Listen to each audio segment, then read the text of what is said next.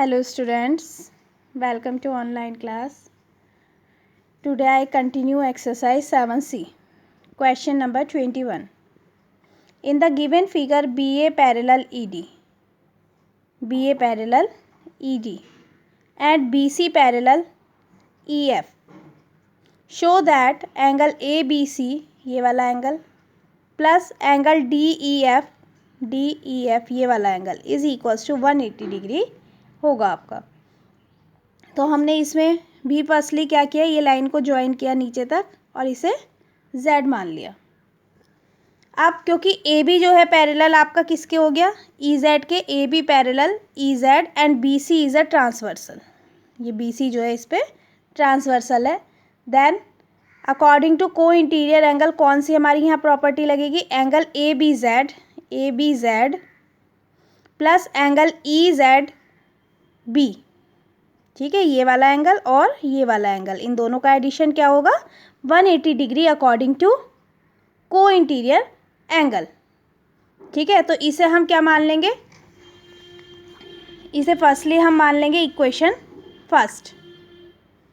अब क्योंकि ABZ जो एंगल है हमारा वो किसके इक्वल है, angle ABZ is equals to angle ABC। देखिए ABZ लिखूँ मैं या ABC, एक ही बात है, तो ABZ की जगह मैं क्या लिख सकती हूँ ABC।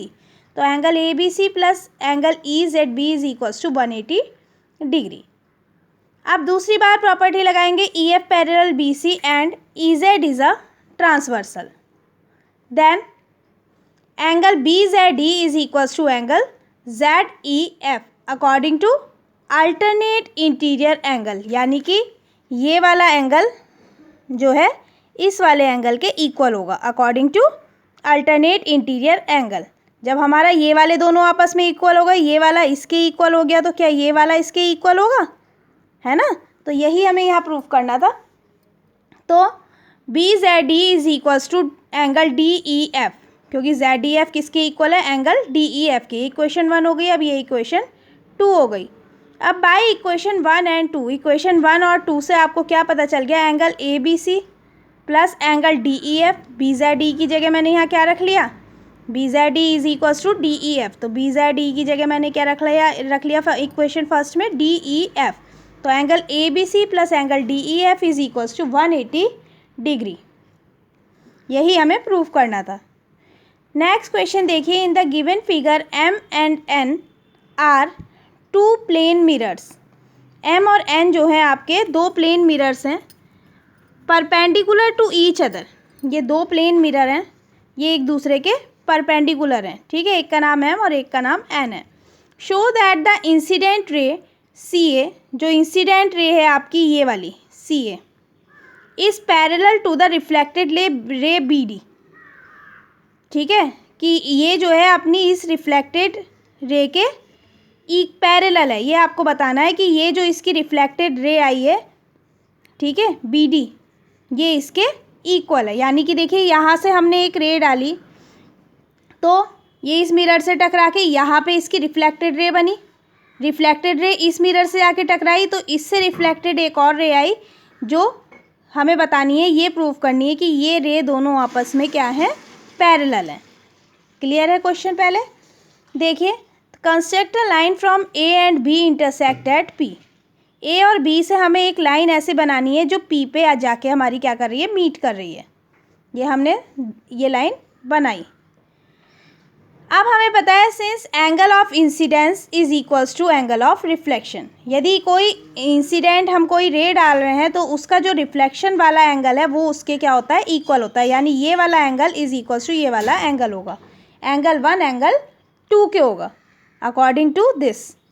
तो angle 1 is equals to angle 2 और angle 3 is equals to angle 4। अब as the mirror are the perpendicular to each other, क्योंकि ये मिरर्स जो हैं आपस में एक दूसरे के परपेंडिकुलर होते हैं, परपेंडिकुलर गिवन किए हुए हैं, and BP parallel OA, BP parallel OA, ये वाली इस मिरर के पैरेलल है ये लाइन। तो एंड AP पैरेलल OB, ये वाली इसके पैरेलल होगी, ये वाली लाइन इसके पैरेलल है। देन क्योंकि ये दोनों आपस में परपेंडिकुलर हुई तो ये भी आपस में परपेंडिकुलर हुई, so B P perpendicular P A, ये हमने प्रूव कर लिया। So angle A P B, यानी ये वाला एंगल भी हमारा क्या हो जाएगा, क्योंकि ये आपस में परपेंडिकुलर है, परपेंडिकुलर होने की कंडीशन क्या होती है कि ये एंगल आपस में 90 डिग्री के होंगे। तो एंगल ए पी बी हमारा क्या हो गया, 90 डिग्री का। जब angle A P B 90 degree का हो गया तो जो बाकी के बचे हुए by the sum property of triangle क्या होता है कि एक ट्रायंगल के तीनों एंगल्स का एडिशन क्या होगा, 90 डिग्री। जब एक 90 डिग्री का है तो बाकी बचे हुए दोनों एंगल्स का एडिशन क्या होगा, 90 डिग्री, यानी angle 2 plus angle 3 is equals to 90 degree. से हमने इक्वेशन 1 मान लिया।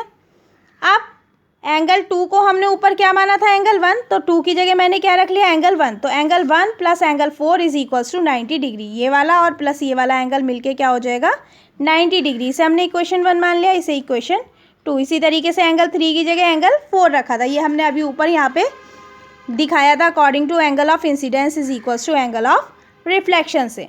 अब बाय इक्वेशन 1 एंड 2, ठीक है, इन दोनों equation by adding equation 1 and 2, इन दोनों इक्वेशंस को ऐड करने पर, तो angle 1 plus angle 2 plus angle 3 plus angle 4 is equals to 90 plus 90। अब एंगल 1 और 2 मिलके कौन सा एंगल बन रहा है, सी ए बी। ये दिख रहा है, ये पूरा एक एंगल बन रहा है। 1 plus 2 is equals to angle C A B.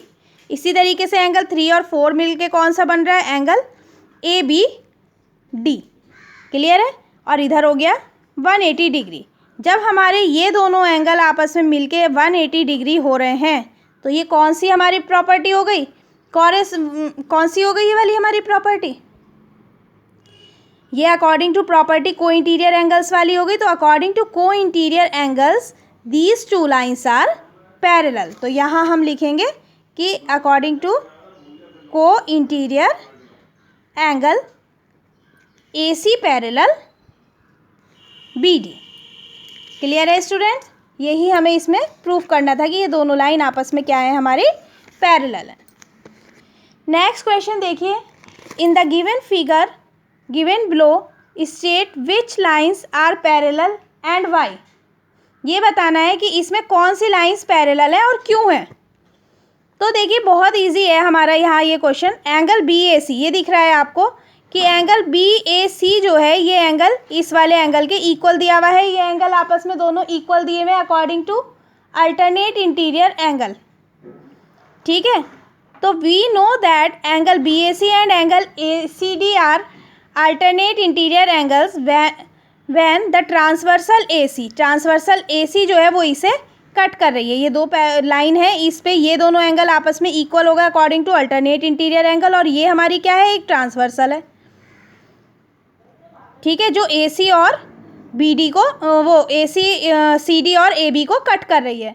तो ये कौन सी कंडीशन में होता है कि दो अल्टरनेट इंटीरियर एंगल भी एक ट्रांसवर्सल कट भी कर रही है, तो दो पैरेलल लाइन होगी जब भी तो ये दो एंगल आपस में इक्वल होंगे according to alternate interior angle. So these lines are parallel, so A B parallel C D. Clear हो गया स्टूडेंट, सिंपल सा क्वेश्चन था।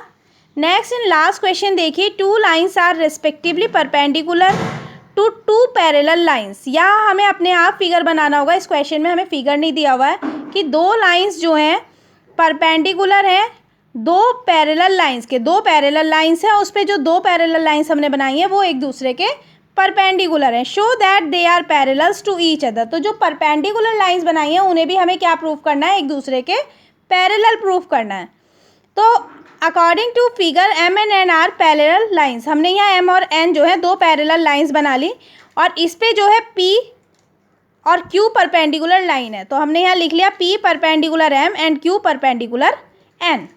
सो angle 1 is equals to angle 2, क्योंकि ये 90 डिग्री का होगा, परपेंडिकुलर, ये इसके परपेंडिकुलर है तो ये 90 डिग्री, और ये इसके परपेंडिकुलर है इनके तो ये 90 डिग्री। तो angle 1 is equals to angle 2 हो गया, हमने इक्वेशन 1 मान लिया। अब क्योंकि हमें गिवन किया हुआ है दो पैरेलल लाइंस एम और एन जो है पैरेलल लाइंस है, और पी इस पे जो है हमारी एक ट्रांसवर्सल है, तो एंगल 1 और एंगल 3 के इक्वल हो जाएगा according to corresponding angle. Angle 1 is equals to angle 3 according to corresponding angle. अब put the value of angle 1 in equation 1। ये एंगल 1 की वैल्यू मैं इक्वेशन 1 में रख दूँ तो angle 2 is equals to angle 3 is equals to 90 degree होता है। तो 2 एंड 3 यदि हम इस तरीके से देखें तो 2 और 3 क्या हो रहे हैं, कॉरेस्पॉन्डिंग एंगल्स हो रहे हैं। When the transversal and cuts P and Q, जहाँ जो है ट्रांसवर्सल, हमने एन को ट्रांसवर्सल मान लिया और पी और क्यू को दो पैरेलल लाइंस मान लिया, तभी तो ये according to corresponding angles equal हुए।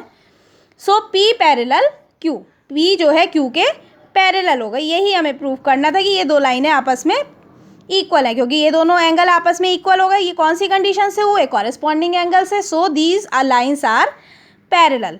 तो therefore it is shown that the two lines which are perpendicular to two parallel lines are parallel to each other. Clear है स्टूडेंट्स? ये एक्सरसाइज आपकी ख़त्म हो गई। नेक्स्ट चैप्टर नेक्स्ट वीडियो में करेंगे। Thank you.